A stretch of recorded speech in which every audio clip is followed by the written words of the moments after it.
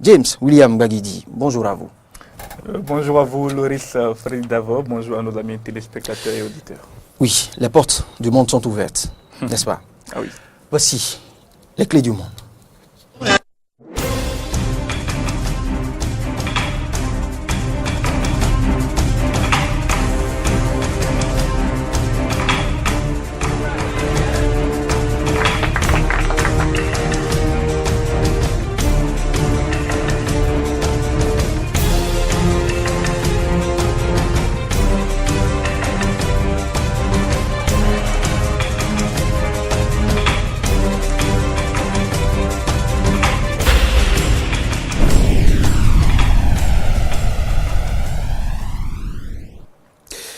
Et nous ouvrons les portes du monde avec James William Bagidi, c'est bien sûr les clés du monde. Depuis le 14 juillet, l'esplanade des mosquées à Jérusalem était au cœur d'une nouvelle crise israélo-palestinienne. Elle vient de s'achever par le retrait des mesures exceptionnelles de sécurité déployées par Israël sur le site. Alors, la toute première question que je m'en vais lui poser, c'est bien, quelles sont les causes de cette crise, James William Bagidi? Merci à vous, Loris Freddy Davo. Cette nouvelle crise entre Israéliens et Palestiniens qui n'est que la réminiscence d'une situation perpétuelle entre Israéliens et Palestiniens depuis, je dirais, 1948, vient à la suite d'attentats. Un attentat commis par des Palestiniens contre des soldats israéliens qui se trouvaient justement sur l'esplanade des mosquées. Vous savez, c'est un espace où les musulmans ont coutume d'aller prier. Et comme l'esplanade des mosquées se trouve à Jérusalem, territoire occupé par l'État d'Israël, il se trouve même à Jérusalem-Est, territoire occupé par l'État d'Israël, territoire voulu comme capitale par l'État palestinien. L'esplanade des mosquées est gardée par de nombreux soldats israéliens qui donc patrouillent sur le site pour éviter d'éventuels attentats. Ce sont ces soldats-là qui ont été attaqués par des Palestiniens le 14 juillet dernier donc. Et parmi ces soldats, 2 ont été assassinés. Les assaillants ont été rapidement abattus, mais ils ont eu le temps d'assassiner 2 soldats israéliens et d'en blesser quelques-uns d'autres.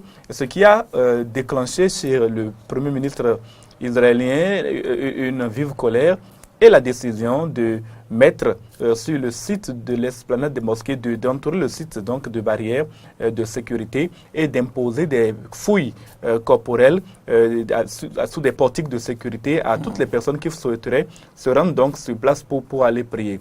L'esplanade des mosquées a donc systématiquement été boycottée par les Palestiniens qui n'étaient pas du tout d'accord pour passer dans ces portiques de sécurité avec détecteurs de métaux, caméras de surveillance par-ci et par-là. En plus de cela, il était véritablement difficile pour ces gens-là de se conformer à cette mesure de sécurité parce que justement, d'abord par rebuffade, ils n'entendaient pas se soumettre à cette nouvelle injonction, une de plus, sur un territoire qu'ils considèrent de leur côté, je parle bien des Palestiniens, comme étant leur territoire occupé par les Israéliens. Ils ont donc refusé, les dignitaires de la mosquée Al-Aqsa, donc c'est la grande mosquée qui se trouve sur l'esplanade des mosquées. Les dignitaires de la mosquée Al-Aqsa ont refusé systématiquement de se soumettre à ces mesures et ont invité les Palestiniens à prier dans la rue, comme on l'a vu sur les images tout à l'heure. Ils étaient des milliers, voire même des dizaines de milliers. Parfois même des gens qui ne se rendaient même pas sur l'esplanade des mosquées pour prier d'habitude, se sont mobilisés. Et donc, c'est dans la rue qu'ils ont décidé de prier pendant toute la durée de la crise. C'était donc pour manifester leur opposition. À partir de la journée du 15 juillet, cette opposition a contribué donc à ce que la crise soit dénouée. Mais James, quelle est l'importance de l'esplanade des mosquées pour les musulmans?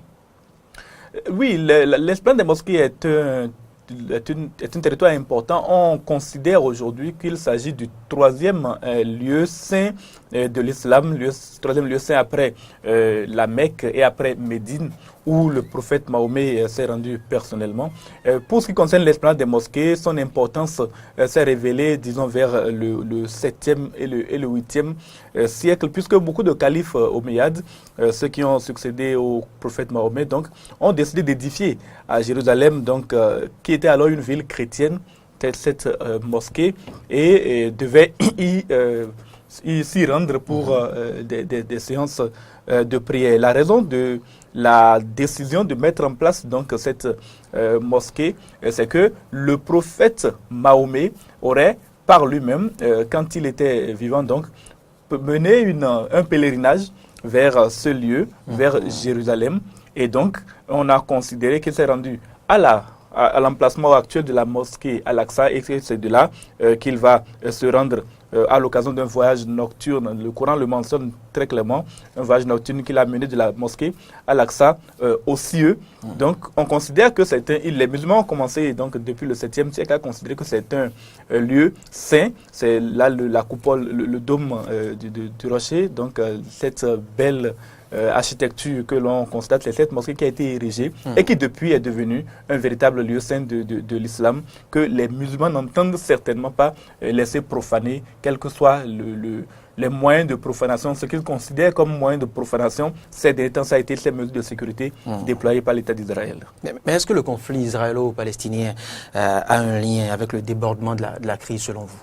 Forcément, je dirais que le conflit israélo-palestinien est à l'origine c'est un conflit qui est multigénérationnel, il est multiséculaire, apparu déjà, si on veut s'en tenir aux écritures bibliques, depuis le temps de Canaan, la conquête de Canaan par les Israélites et consorts, si on s'en tient à l'histoire récente apparue en 1948 avec la naissance de l'État d'Israël. Ce conflit israélo-palestinien est forcément la cause de tout ce qui se passe et le ferment qui alimente perpétuellement les différentes crises qui se viennent. Dans le cas d'espèce, les terroristes, entre guillemets, palestiniens ne seraient pas allés assassiner, en tout cas s'en prendre à des soldats israéliens sur l'esplanade des mosquées s'il n'y avait pas déjà une première situation de tension entre l'État palestinien, qui n'est pas encore vraiment un État, et l'État d'Israël.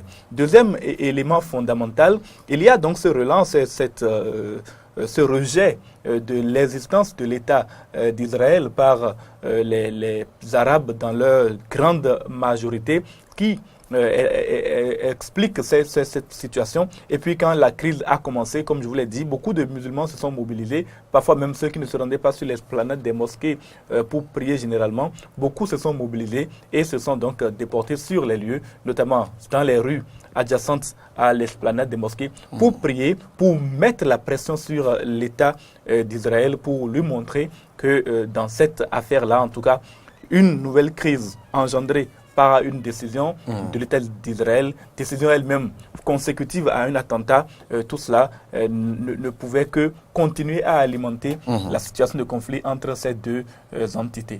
James, dites-moi, quelle lecture faites-vous du recul du puissant État d'Israël face à la colère de la rue palestinienne?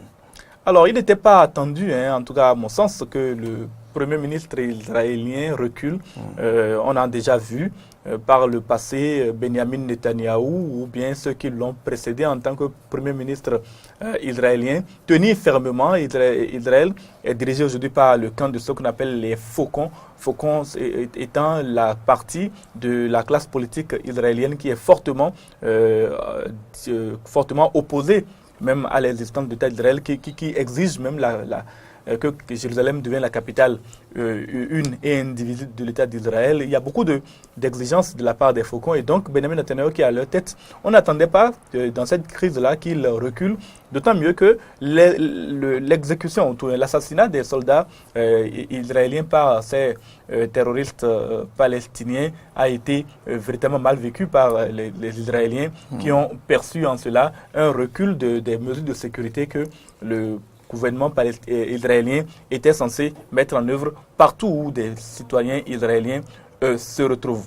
Problème donc, on a vu le Premier ministre israélien finalement accepter dans un premier temps de retirer les portiques de sécurité, les portiques par lesquels devait passer le contrôle des détecteurs, les détecteurs de métaux.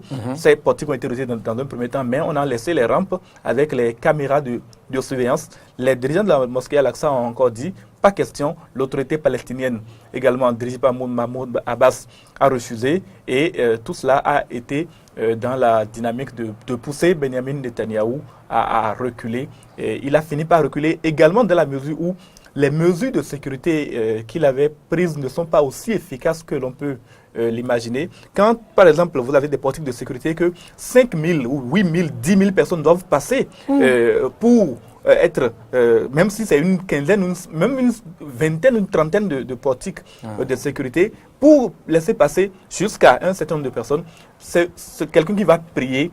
Vous savez, les prières musulmanes sont à des heures précises. Ah oui. Et quand on quitte le service, on prend à peine quelques 10 minutes, on va rapidement prier. Le temps d'arriver donc sur le lieu de prière, alors qu'il y aurait des rangs interminables pour contrôler l'entrée sur l'esplanade des mosquées. Il y aura beaucoup d'attentes et à peine on aura fini de contrôler ceux qui sont arrivés sur l'esplanade que la prière non mais je dirais même que la prière d'après même des heures plus tard aurait commencé et aurait pris fin. Donc c'était effectivement difficile à mettre en œuvre. Je pense que l'État d'Israël a voulu prendre des mesures de sécurité un peu hardies sans réfléchir aux conséquences, puisque à aucun moment on a vu les politiques de sécurité mises en œuvre, du moins. Et vous me parlez justement déjà, vous me parlez de la transition pour aborder la dernière question avec vous, James. Vous parliez tantôt de conséquences. Quelles conséquences pourrait avoir cette reculade sur la politique d'abord de Benjamin Netanyahou et sur sa propre personne? Alors, dans la politique intérieure israélienne, le fait qu'on prenne une décision comme celle-là et que l'on recule n'est pas un bon gage pour un leader comme Benjamin Netanyahou. Il pourrait ainsi perdre quelque peu de sa superbe au point de vue de la politique dans l'État d'Israël. Il pourrait ainsi donc perdre aux yeux des Palestiniens un peu des Israéliens sa cote, parce que c'est un pays aussi dont il ne faut pas négliger la récurrence des changements politiques.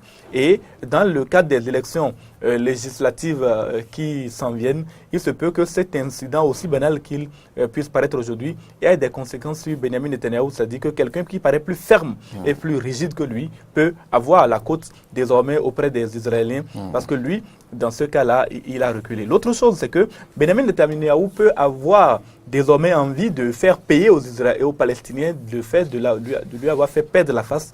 Et donc, et d'ailleurs, on le voit déjà aujourd'hui, vendredi, il a interdit l'accès à l'esplanade des mosquées à toutes les personnes qui ont moins de 50 ans. C'est-à-dire que ce sont, selon certaines vraisemblances israéliennes, selon des croyances israéliennes, ces personnes-là, au-delà de 50 ans, ne se permettraient pas d'aller commettre des attentats. Donc, on interdit l'accès à ceux qui ont plus de 50 ans et on fait un contrôle systématique donc des pièces d'identité pour vérifier que vous avez l'âge requis pour aller sur le site. Et puis il y aura d'autres, on le verra dans les prochains jours. Je suis peut-être oiseau de mauvais augure, mais c'est ce que je pense. On le verra dans les prochains jours. Des mesures israéliennes de rétorsion envers le peuple palestinien vont apparaître.